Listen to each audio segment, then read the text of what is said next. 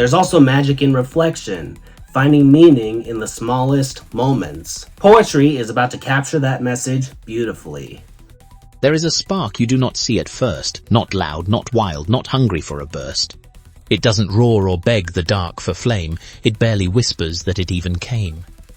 It lives between the breaths you almost take, in moments small you think are just a break. A glance held longer than it had to stay, a choice to speak when silence feels more safe. It flickers when you doubt your steady ground, when courage feels too big to wrap around. It waits when fear is louder than your name, still warm, still yours, still asking you to aim. You think that fire must arrive full grown, a towering blaze the world has always known. But strength is not the storm that splits the sky.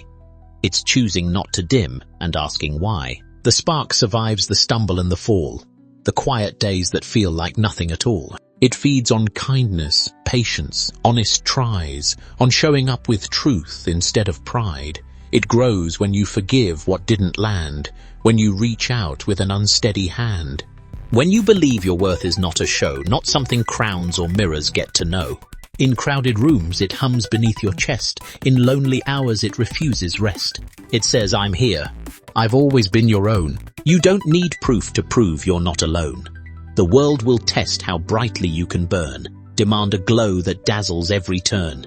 But fire meant to last does not perform, it learns to live through pressure, dark and storm. So tend the heat that doesn't beg for praise, that doesn't rush to set itself ablaze. Protect the spark when doubt begins to win, for that small light is where you truly begin. Because true worth is not a grand display, it's showing heart in quiet, fragile ways. And every time you choose to rise, to try, you feed the flame that never learned to die.